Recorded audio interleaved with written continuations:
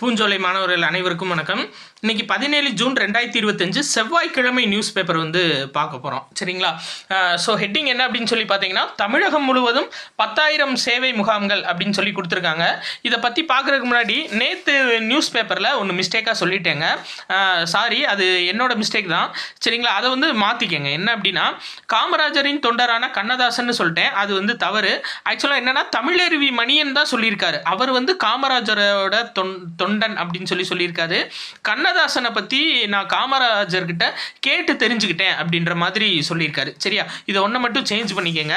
Right, ஓகேங்க. இப்போ பார்க்கலாம். தமிழகம் முழுவதும் 1000 சேவை முகாம்கள் அப்படின்னு சொல்லியிருக்காங்க. இந்த திட்டம் பேர் என்ன அப்படின்னு சொல்லி பார்த்தீங்கன்னா, உங்களுடன் ஸ்டாலின் அப்படின்ற திட்டம்ங்க. அதாவது மக்கள் வந்துட்டு மனு கொடுக்கலாம். சரிங்களா? மனு கொடுத்து அந்த மனுக்கள் மீது 45 நாட்களுக்குள்ள தீர்வு கொடுக்கப்படும் அப்படின்னு சொல்லியிருக்காங்க.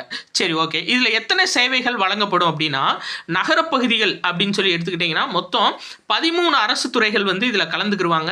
43 சேவைகள் திட்டங்கள். சரியா? இது 43 சேவைகளும் திட்டங்களும் இந்த இதில் வழங்கப்படும். எதுனா உங்களுடன் ஸ்டாலின் திட்டம் மூலியமா.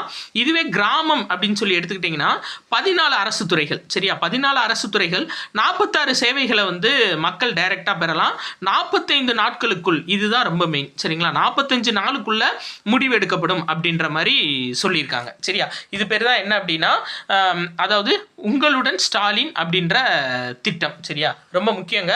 10,000 சேவை முகாம்கள் வந்து மொத்தம் தேர்ந்தெடுத்திருக்காங்க தமிழ்நாடு ஃபுல்லா. சரியா? அடுத்தது பார்க்கலாம்.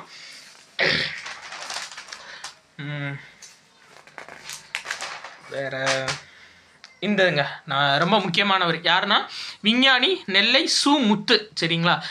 ரொம்ப முக்கியமானவர். ஏன் அப்படின்னா, நம்ம 6th புக்லேயே அறிவியல் ஆத்திச்சூடி எழுதினவர். இவர் வந்து காலமாயிருக்காருங்க. 38 ஆண்டுகள் இஸ்ரோவில் பணிபுரிஞ்சிருக்காரு.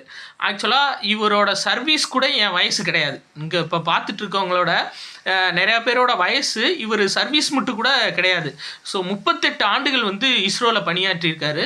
அது போக மக்களுக்கு தேவையான, அதாவது விண்வெளி சார்ந்த அறிவியல் புத்தகங்களை தமிழில் வெளியிட்டவர் நெல்லை சு முத்து அவர்கள். இவர் காலமாயிருக்காரு. சரிங்களா? இவர் எழுதின நூல்கள் நிறையா இருக்குங்க. அதாவது விண்வெளி 2057, அறிவூட்டும் விஞ்ஞான விளையாட்டு, ஐன்ஸ்டீனும் அண்டவெளியும், அறிவியல் வரலாறு 3, 4 2 பாகங்கள் வந்து எழுதியிருக்காரு. சரியா? மேபி இது எல்லாமே வந்து அவர் எழுதிய நூல்கள். இது சார்ந்து ஏதாச்சும் ஜிகேல கொஸ்டின் ஃபிட் பண்ணணும்னு நினைச்சா கண்டிப்பாக ஃபிட் பண்ணலாம். சரியா?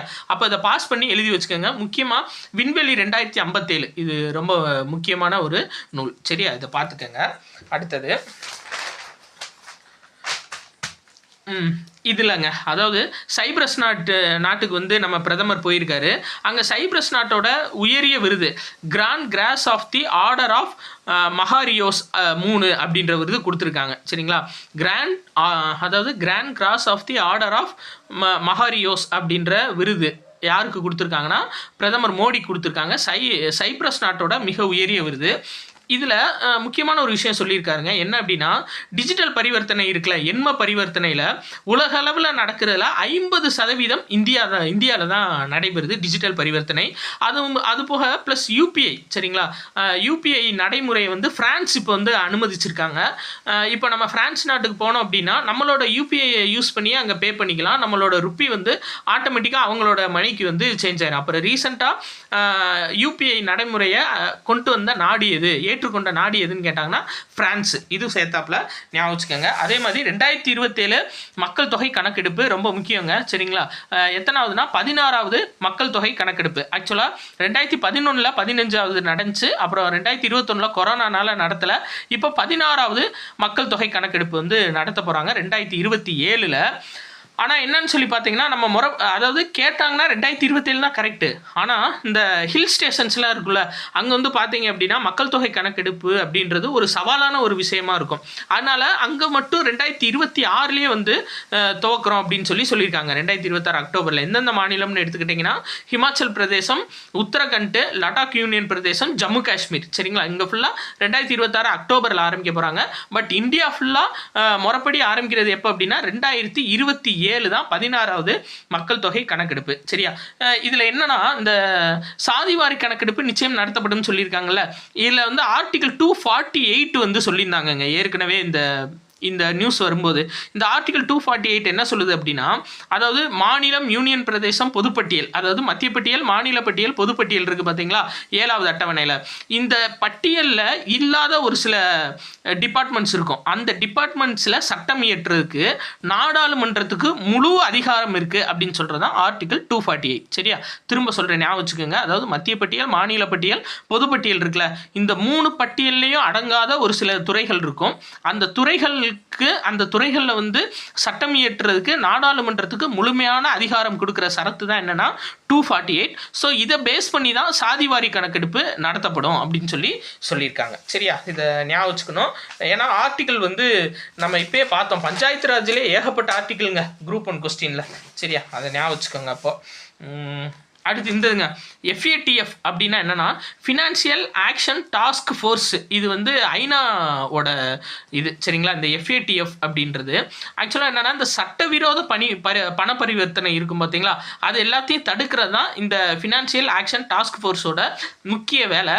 இப்போ இவங்க என்ன சொல்லியிருக்காங்கன்னா, இந்த பஹல்காம் தாக்குதலுக்கு திரும்ப வந்து இவங்க எதிர்ப்பு தெரிவிச்சிருக்காங்க. ஏன் அப்படின்னா, இப்போ ஒரு பஹல்காம் தாக்குதல் நடந்துச்சுன்னா அதுக்கு வந்து கண்டிப்பாக ஒரு அமௌண்ட் போயிருக்கணும், ஏதோ ஒரு ஃபண்டு ட்ரான்ஸ்ஃபர் ஆகிருக்கணும் தீவிரவாத முகாமுக்கு. ஸோ அந்த ஃபண்டு கண்டிப்பாக பாகிஸ்தான்லேருந்து தான் ட்ரான்ஸ்ஃபர் ஆகிருக்கும் அந்த ஃபண்டு.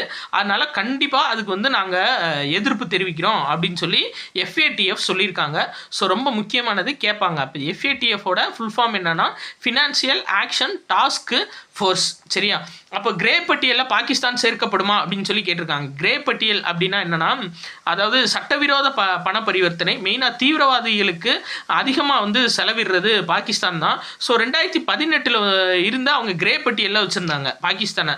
அவங்களுக்கு தேவையான நிதி எதுவுமே வந்து போகாமல் இருந்துச்சு. 2022 வந்து அந்த கிரே பட்டியலில் இருந்து அவங்களை நீக்கினாங்க. பட் திரும்ப வந்து கிரே பட்டியலில் சேர்க்கப்படுமா அப்படின்ற மாதிரி ஒரு கேள்வி எழுது. சரிங்களா, இப்போ ரீசெண்டாக 24 நாடுகள் வந்து இந்த கிரே பட்டியலில் இருக்கான். சரிங்களா, சரி ரைட், ஓகேங்க. அடுத்தது பார்க்கலாம். இன்னொன்று என்னென்னா, இந்த அரிய வகை கனிமங்கள்னு ஒரு சில கனிமங்கள் இருக்குங்க. அது வந்து சீனா கிட்ட மட்டும்தான் இருக்குது. அந்த கனிமங்களை வச்சு தான் மெயினாக நம்ம இப்போது வாகனம் ஓட்டுறோன்னு வச்சுக்கோங்களேன், அந்த மின்சார மோட்டார் ப்ளஸ் வாகனத்தோட பிரேக்கோட அமைப்பு இதெல்லாம் அந்த கனிமங்கள் இருந்தால் தான் பண்ண முடியும். அதுக்கு வந்து பார்த்தீங்க அப்படின்னா சீனா வந்து ஏற்றுமதிக்கு ஒரு சில கட்டுப்பாடுகள் விதிச்சிருக்காங்க. நம்ம எக்ஸாம் பாயிண்ட் ஆஃப் வியூவில் பார்க்க வேண்டியது, அதாவது அரிய வகை கனிமங்கள் சைனா ஏற்றுமதி பண்ணக்கூடியது என்ன அப்படின்னா சமாரியம், டெர்பியம், டிஸ்ப்ரோசியம். சரிங்களா, சமாரியம், டெர்பியம், டிஸ்ப்ரோசியம், இந்த 3 கனிமங்கள் தான் முக்கியமான கனிமங்கள் சைனா வந்து ஏற்றுமதி பண்ணுறது. சரி ரைட், ஓகேங்க. அடுத்து வேறு முக்கியமான நியூஸ் அப்படின்னு சொல்லி பார்த்தீங்கன்னா இந்த இதுதான், அதாவது மகளிர் உலகக்கோப்பை கிரிக்கெட் 13வது மகளிர் உலகக்கோப்பை கிரிக்கெட். சரிங்களா, ஒரு நாள் உலகக்கோப்பை கிரிக்கெட் போட்டி இந்த தடவை இந்தியாவில் நடைபெறுது. சரியா, அதை ஞாபகம் வச்சுக்கோங்க. நம்ம ஜெயிச்சதுக்கப்புறம் யார் ஜெயிச்சிருக்காங்க, யார் woman of the match, woman of the series எல்லாமே நம்ம பார்க்கலாம். இப்போ வந்து நீங்கள் இதை மட்டும் ஞாபகம் வச்சுக்கோங்க, 13வது மகளிர் உலகக்கோப்பை கிரிக்கெட் போட்டி இந்த தடவை எங்கே நடக்குது அப்படின்னா இந்தியாவில் நடக்குது. சரி ரைட், ஓகேங்க. வேறு முக்கியமான நியூஸ் ஃபுல்லாக பார்த்தாச்சு. வேறு எதுவும் உங்களுக்கு டவுட்ஸ் இருந்துச்சுன்னா கண்டிப்பாக கமெண்ட்டில் சொல்லுங்கள். நன்றி.